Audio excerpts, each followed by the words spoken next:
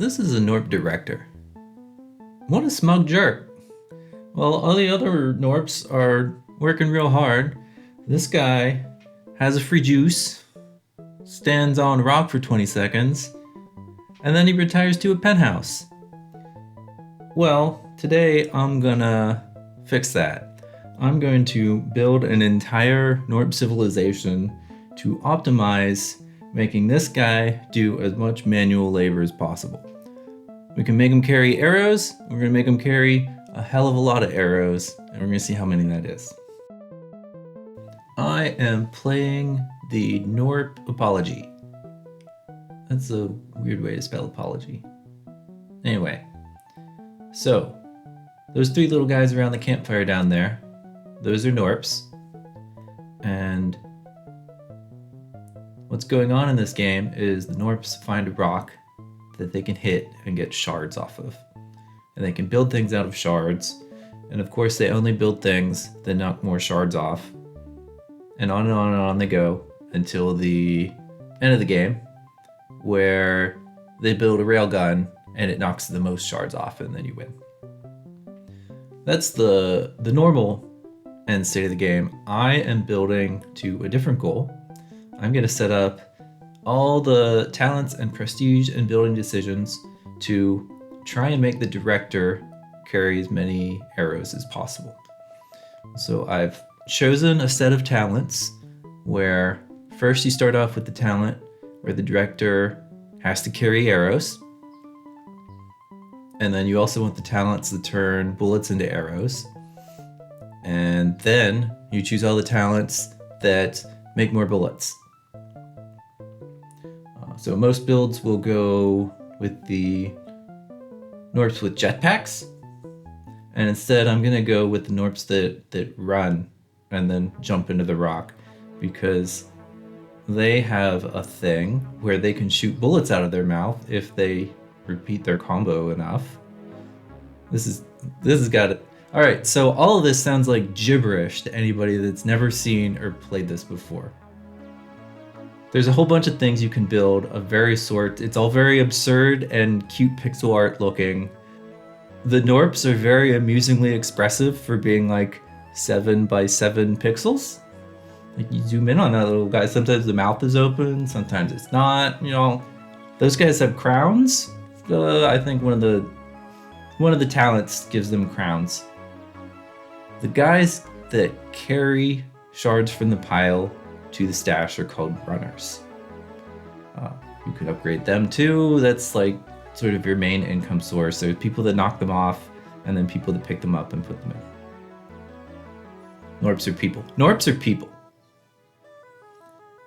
If the runners get halfway across the field, then the slammers, which are the guys with the crowns, get mad and turn red. And when they turn red, they do more damage and they have more combo chance. By the way, the slammers do combos. So there's like a percentage roll, and when they slam, they might slam again. And if they slam up to 7 times, and I have a different upgrade, then they shoot bullets out of their mouth, and the bullets turn into arrows. Because I want arrows. Arrows stick in the rock, and then the director takes them off and gives them to the archery range. And that's how you make them do work. Let's see. All right, the hot air balloon Gnorp. That guy gets another resource called Zybellum. And that's sort of like your special limited upgrades. You can get like 13 of them in an entire run. If the pile of shards gets tall enough, then it does a compression event, changing the magnitude of all the numbers. So after a compression event, the shards get sort of a little hat with the color on it, and they represent like being twice as much value for the same space. And there's 10 compression events, so you're like doubling until by the end you're millions and billions. Although it doesn't say billions, it says G's, so I guess they mean gigashards. Gnorps deal in gigashards when they're building railguns. whatever. I'm not really in a hurry. I just want to avoid... I don't want to spend shards on anything that's not going to get me more arrows. And really, so maximizing this is I want all of my housing. And Gnorps live in houses. You take a look at the house. They've got flowers in their rooms, and they just stay in there. And they've got piles of shards in their rooms. So these guys love the shards so much that they're like furniture in their houses. Okay, but so you buy housing, and that increases the number of Gnorps you have available to give to jobs. And then you tell them, oh, you're a runner, and you're a slammer, and you're a rocket man, and you're a gun person, and on and on. So it's sort of like your population cap. And a lot of the upgrades cost population cap too. So I don't want any upgrades that don't help me get more arrows and bullets. So I'm actually avoiding a lot of stuff on purpose that might otherwise be pretty nice. That's why I went with the drones, because the drones don't use any population cap at all besides the first 3 for the building. And that way I'm going to have more Gnorps left over to be slammers, to shoot bullet arrows out of their mouth and stick in the rock. As far as incremental style games go, there's a lot of nice little innovations here. A lot of these games are just like a table with upgrade buttons and lists of numbers and some concept art around the borders.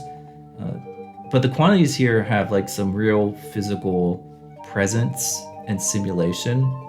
Like it's not just every 5 seconds you get more of this. You're actually watching the Gnorps carry things back and forth and hit things. You watch the physical movement of the shards bouncing around the hill.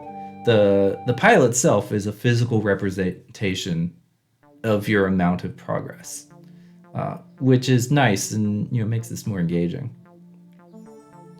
Another thing that's nice is it respects your time. Like a play session, if you have some experience with it, is less than an hour.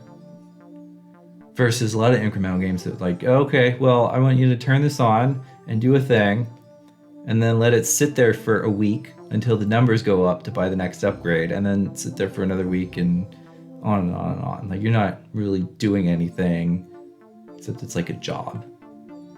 This is more active and engaging, although there will be times where I just let it sit and run to get to the next more expensive house or whatever else. This pile of shards is getting tall. And I don't want it to get too tall because that will trigger the compression event, and there's a couple things that happen on compression events that I don't necessarily want. The runners have an upgrade called break time, where they'll go much, much slower. But after their compression event, then they go much, much faster. So you want to buy that right before you're about to do a compression event. That's the most efficient. And there is another upgrade related to the Zybellum. That was like the floating 4-point starred, wiggly, sea anemone, rainbow colored thing. You can get up to 3 extra of those in a game. Zybellum Agitator, get it, there it is. All right. So that added like a little tree on the rock. When you do a compression event, it starts a timer. And if you do a second compression event within 5 minutes, then you get a bonus Zybellum. And we want those because Zybellum turn into Gatling gun Gnorps. And those make the most arrows. We're going to end up with like 10 of those. The Zybellum budget is 13 total in a run. And let's see, one of those goes to additional housing. One of those goes to Slammer Fire Breath, which is the upgrade they need to shoot the bullets out of their mouth. Normally it would be fire coming out, but there is a talent perk that makes it shoot bullets instead. Great. Another Zybellum goes to the garden. And the garden grows flowers, and the flowers get smushed into free juice. And then Gnorps drink the free juice and either turn into a Slammer, which is a big guy, a Gnorp that is throwing up green, and a Director. Now those have, like the Slammer Gnorp does a shockwave thing that moves a whole bunch of shards. The Vomiting Gnorp vomits so hard that he flies through the air to the rock, and then he spills vomit all over the rock, and the vomit is corrosive and the rock takes more damage. It's not a good time for the Gnorp at all. He probably dies. Beware of free juice, people. It's not all it's cracked up to be. The slammers also die. Like, they'll do their shockwave and then they just sort of shrivel up into nothing. I'm pretty sure they die. So the Director free juice is the best free juice because it does not result in you dying. Alright, here comes the first compression event. So everything on the pile goes back into the rock, which is a thing that rocks do, of course. This makes sense. And now they've got that little pink motif on the top of all of them. All those pink ones represent sort of the next density of the shards. I mean, like, all the runners are carrying less, but it's got the pink on top. Well, there's a Zybellum that came out, and the balloon guy goes and gets it.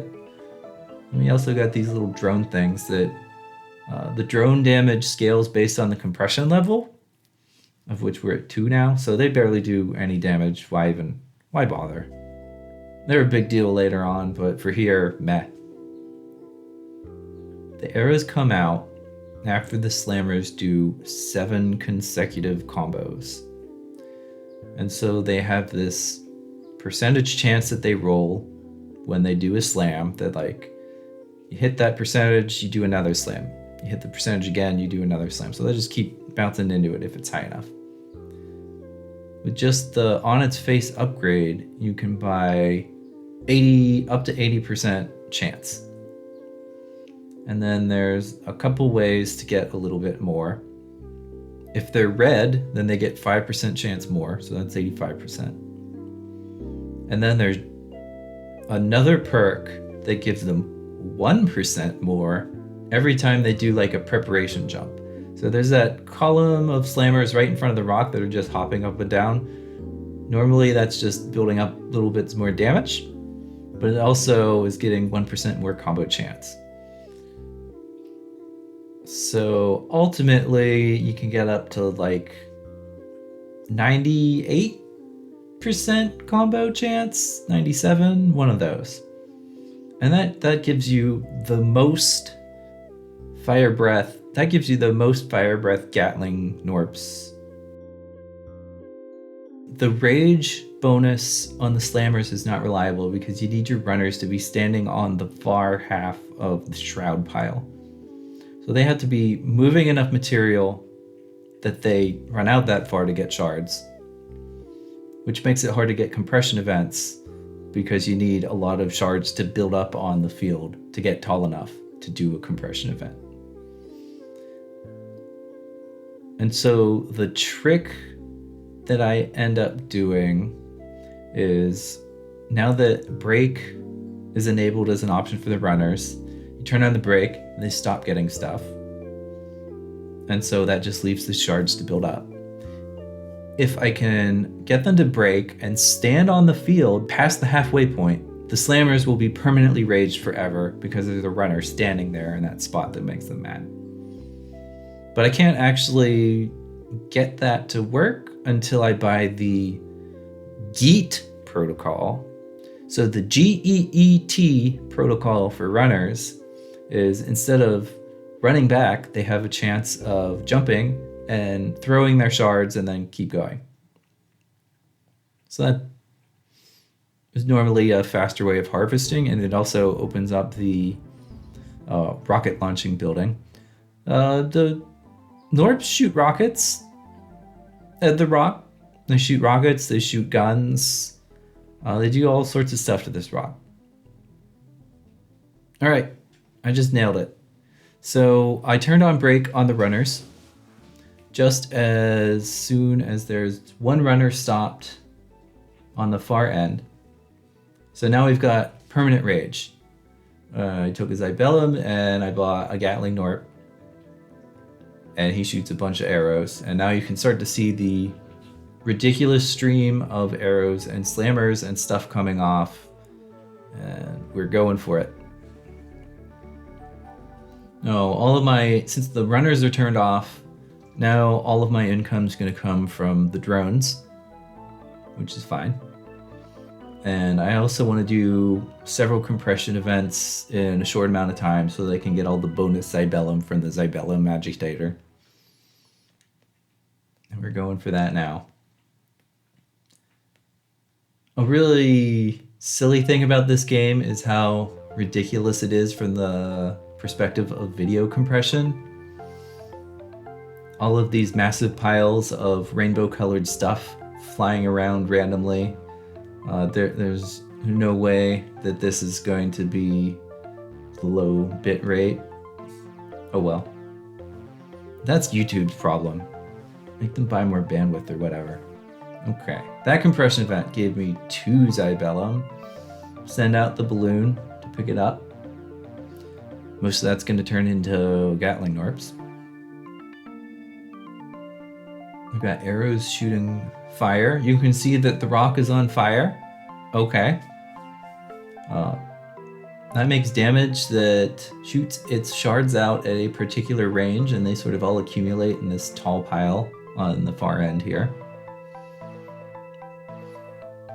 And I'm spending most of my money on drones at this point, just to make my income come in faster.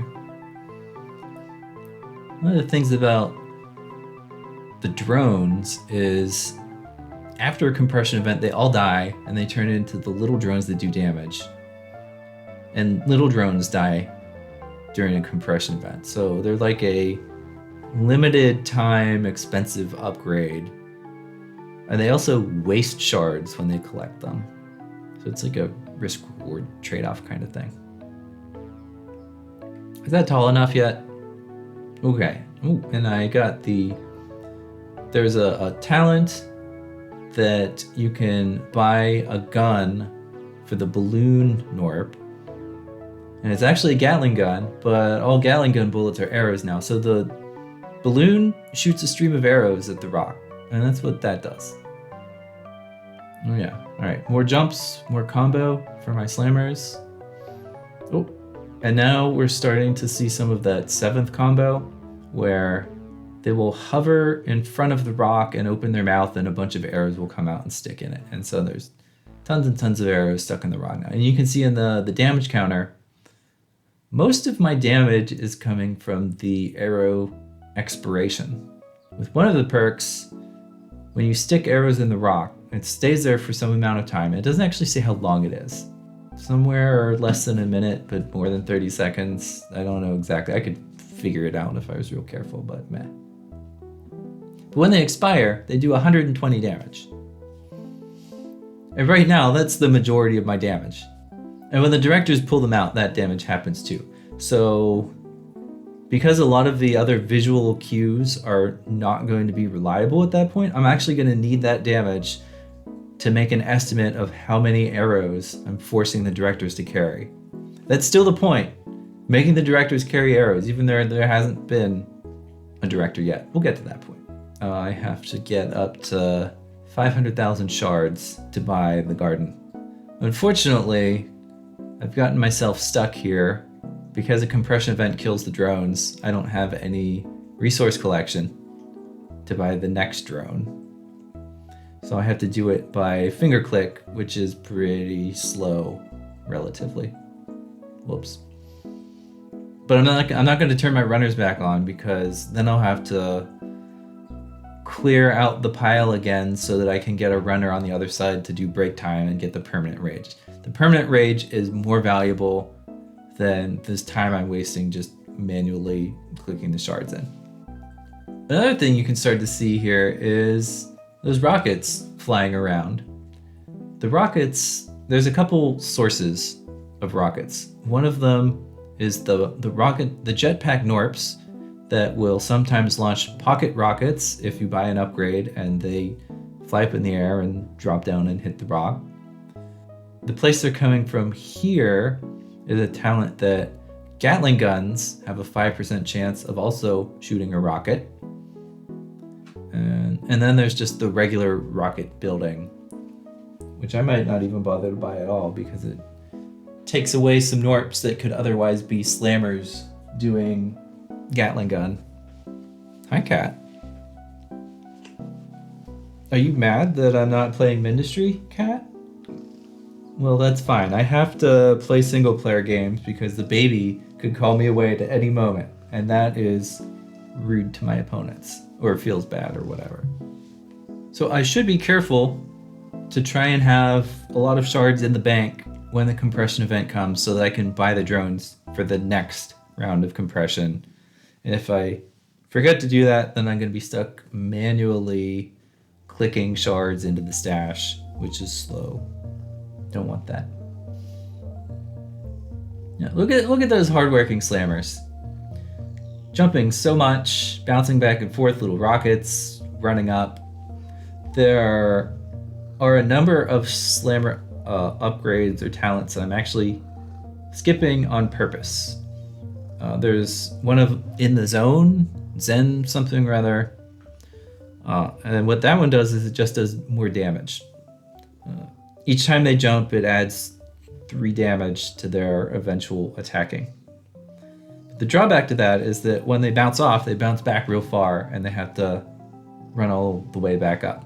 I don't want that because that results in less combos overall, and less combos is less arrows for the Director to carry. I just want them constantly close and jumping and comboing and arrows. Oh, what did we buy? There's the garden. All right. Blue, green, red, different kinds of flowers. Goes through that mechanism. Ooh, additional housing. Additional housing does what it says. There is no surprise there. And that's going to give me a bunch more Gnorps to turn into slammers. So those little Gnorps there, they line up at the free juice stall. And 2 kinds of juice are going to kill them. I don't know if they know that when they get in the line. It's just like, ooh, free juice. There are some definite ethical questions about what's going on in this game. But now that we've got the garden, and they're gonna start doing. Oh, there's a vomit Gnorp. Look at he flies across, and leaves a vomit stain on the rock, and that's how the game works. Okay, there's another one. Splat. And there's a Director Gnorp. Standing on the rock, doing his job. Here comes the second Director Gnorp. And he carries arrows. All right, they're carrying arrows. Not enough arrows. So even at this point, when we're not near the end, and I haven't maximized nearly close to the arrow production that I want to, the Director pops off the rock and is carrying a stack of arrows that goes all the way past the top of the screen off of the archery range. I don't have the patience to try and count that. Is it 100? Is it 200? How high does that go? Well, I guess it's 2 pixels per arrow in the stack. And I guess maybe if I looked at the resolution, then, but it's not a sort of 1-to-1 of the pixels. But all right, so Director carries arrows, yes. And this compression level has like little yellow crowns on the shards. That's fun. I also skipped the shrine because the shrine uses a lot of Gnorps that don't help me make more arrows. The only things that help me make more arrows happen in this civilization. Oh, more Natling Gnorps. Natling Gnorps. Hey, the G is silent, so truly it is Atling Gnorps. Yes, for now on, they are Atling Gnorps. 50 Gnorps in the bank. 3 million shards. 1 Zybellum. Turn that into an Atling Gnorp immediately. Now this is not a rocket maximizing build. When you get more rockets than this, it really gets busy. Like it's solid swirling above, and there's a perk that makes them accumulate in the swirl until like once every 30 seconds they'll all hit at the same time. Okay, all right, let's take a look at this archery range here. Now we got 3 archery Gnorps. We got this first guy that just aims up and shoots an arrow like, okay. Well, we're shooting double arrows. Twice as many arrows. Of course we want that. That comes from a perk. We got this second guy here that jumps and then shoots. Okay, that's doing a lot of work for not many more arrows. But the third Gnorp in the archery range shoots faster when his stack is taller. So that guy does all the work. The other two are just lazy losers. But Chad, third Gnorp archer, like just constant stream of, look at all these fire arrows. It's a perfect arc. And then those carried director arrows, when they get to him, like boost the speed up with that. Look at all these spare arrows. First two archers, giant pile, they don't care, same speed, whatever. It's just a job, I don't care about doing it well. But that third guy, he's trying to get a promotion. I would promote him. No, I don't want to promote him because I want him shooting arrows. I'm gonna clone him. Clone that Gnorp to do as much as the other two. Just 3 of those. It must be an intentional design decision from the developer to have one of them do that, but it does seem weird that like you've got 2 archery guys that don't care and one that does all the work. It's weird. Let's look at the height of some of these piles. So a unfortunate thing that you discovered by doing that is that there is a maximum number of arrows that will be displayed. This is the most egregious bug in the whole game, that I can do as many arrows as possible on purpose and not see them. Zoom in, we're getting real busy here. Gatling Gnorps, open your mouth, shoot your rockets.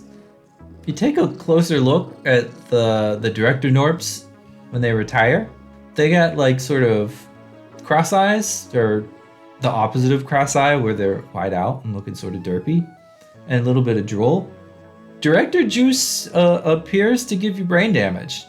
So these poor directors, even though they're still alive, they get brain damage when they go off to live in their penthouse. That's ethically not great. None of the free juice is good for anyone, but they drink it anyway. All right, so I bought Atling Gnorp ammo and the 7 million upgrade that makes them slide backwards less. And they slide backwards less, and they spend less time like running back when they're done shooting. And like, look at all the arrows that come out of the arc of those guys. This is so spectacularly busy. It's great. Giant rainbow fountain, slammer Gnorps, solidly filling the screen with arrows. Arrows, arrows, arrows. Doing like 15 million damage and just arrow expirations. You see that jump up a huge amount every time a director leaves when one hasn't for a while, because he's carrying the entire batch of arrows he pulled out at once. But yeah, because the number of arrows displayed in a stack doesn't go all the way, it doesn't display them all, although they're still there. Like you'll see the super third archer spewing arrows, and the size of his pile doesn't change until it gets below that point, and then you see it go down. So the arrow stacks must be absolutely enormous, and they're not drawing. So I have to use other means to try and figure out how many arrows they're pulling out. How many arrows are our directors carrying, earning their juice by doing manual labor? And I had to do that based on the arrow pullout damage, which is, okay, so it starts at 120 damage per arrow that's stuck. And then there's the multiplier, which is at the top by that reset button and glowing rainbow. Sometimes it's 20 or 22 because directors make that go up and some other things can do it. So if I look at the measure of how much arrow pullout damage there is, and then divide that by the multiplier, then that's a guess of how many arrows the director is carrying. And then we'll ask Google, hey Google, what does an arrow weigh? A light arrow might weigh 8 grains per inch. That's grains per inch? What? All right, apparently there's real measurements of arrows that I have no idea how it works. How about pounds? Pound, that's the wrong. How much is an arrow grain? Oh, it's got a chart. Let's look. Oh my, that chart, that sucks. All right, never mind. I'm not going to figure out how much an arrow weighs because it's mixed with all this different terminology. I don't got the patience for that.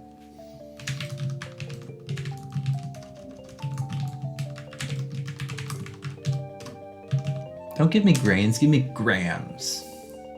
18 grams! Okay. 18 grams. All right, remember that for later. That seems pretty light. That can't be right. I don't trust you, Google.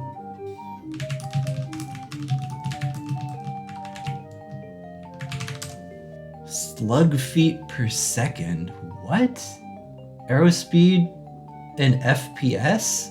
Frames? That's frames per second. Shut up, archery.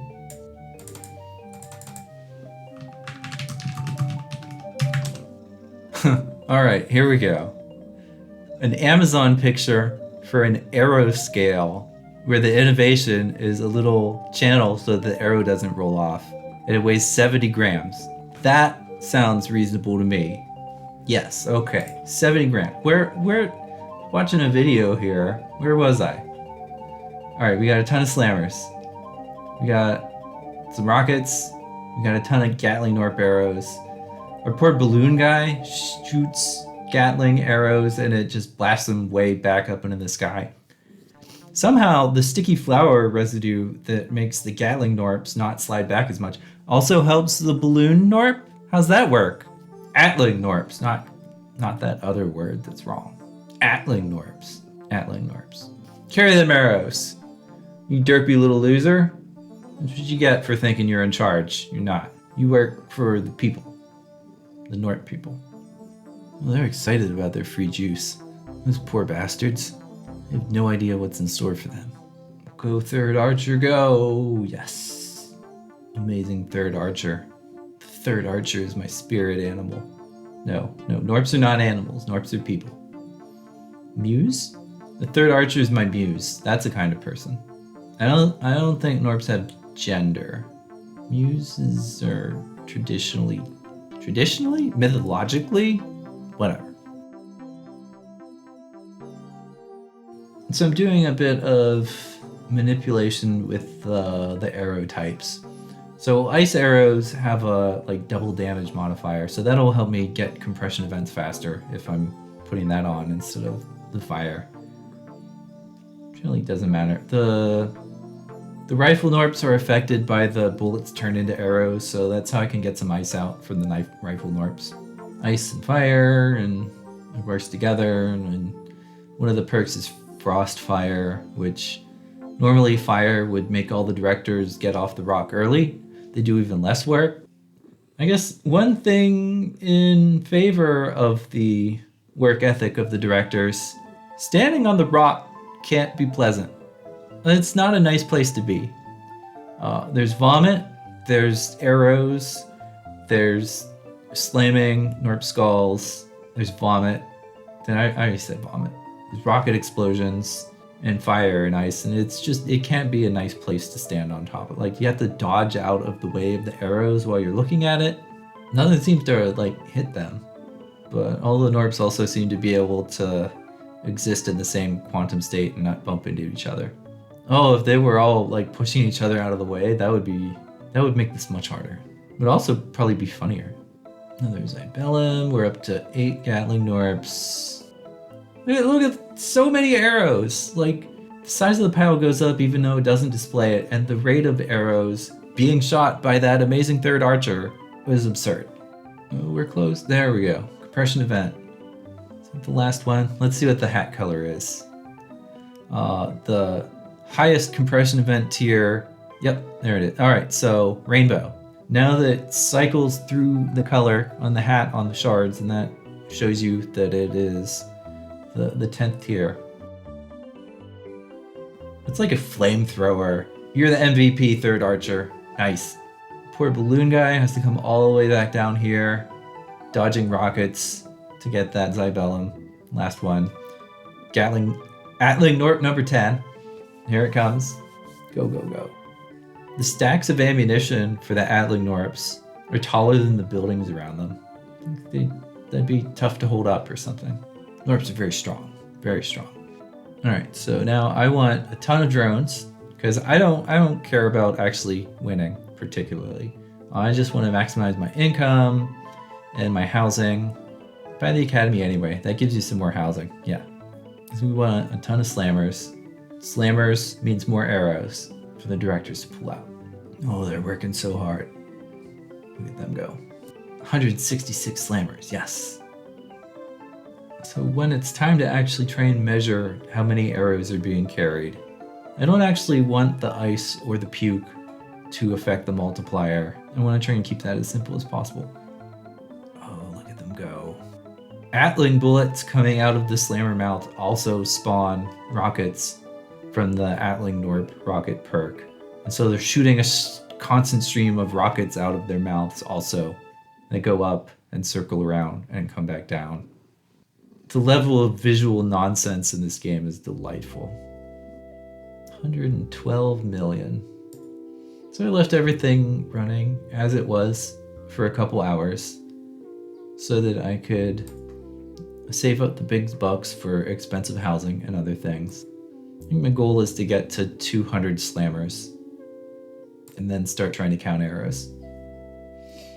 So I guess, yeah, all right. So the Gnorps use the scale millions, but the abbreviation that they use after millions is, after M is G. So they must do millions and then giga shards, but the G is silent, so it's iga shards. After millions of shards, the Gnorps keep track of it with iga shards. I've reached the 200 slammers mark, which was the goal. Technically, I could leave this running forever, and because you get another Gnorp every 8 or 10 minutes or whatever from one of the talent perks, I could have an infinite number of slammers if I wait long enough, but I don't have the hard drive for that. 200's enough. That's plausible. Ooh. Have some free juice. Have some free juice. Have some free juice. Have some free juice. Have some... Ooh, red juice. Ooh, you're a chunky boy now. Look at you go, Mr. Slammer Gnorp. Poof. And he's gone. That's fatal. He doesn't survive that.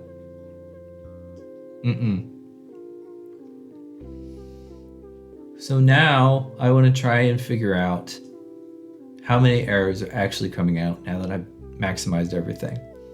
10 Atling Gnorps, Balloon Gunner, all shooting arrows, Rifle Gnorp shooting arrows, and more than 200 slammers with maximum combo shooting arrows out of their mouth, all stuck in the rock. 120 damage per pop, and I'm going to try and reverse engineer the number for that. So the damage meter is an average over the previous minute. So it's kind of tough. If there were no directors for a long time and then one director, then the damage from arrow pulling should jump up significantly. And that difference from what it was before to the after should be like literal damage number of how many arrows got pulled out. Yeah, so hovering on there. Maybe I want to track this by minute, and it's, I guess if multiple directors are carrying arrows, that's sort of not the maximum that a single is carrying, but it's hard to figure out. We're looking at 123, 24. Oh, and then that dropped a bunch, and then an arrow pull. Okay, so if I hover over this damage number, and it kind of varies between 80 million arrow pulling damage and maybe maxes out at 126 million. So let's get some calculator. 126 million arrow damage. When I take out the damage multiplier from that, what are we looking at? Well, we got a bunch of directors that are sort of messing about with it. So let's say 33.5. 3,750,000-ish raw arrow damage in the multiplier. Each arrow damage is 120, and we're not doing any ice or any vomit multipliers. It's just the arrow damage. That gives approximately 31,000 arrows that the Director Gnorps have to carry as the maximum. If that's the entire purpose of Gnorp civilization is to make them carry arrows, 31,000. Hang on. And the weight thing. Where's this? All right. 70 grams per arrow. So 31,000 arrows times 70 grams and grams to kilograms. All right, 2,200 kilograms of arrows. That's fun. That's a nice big thing. That is the weight of 550 Xboxes.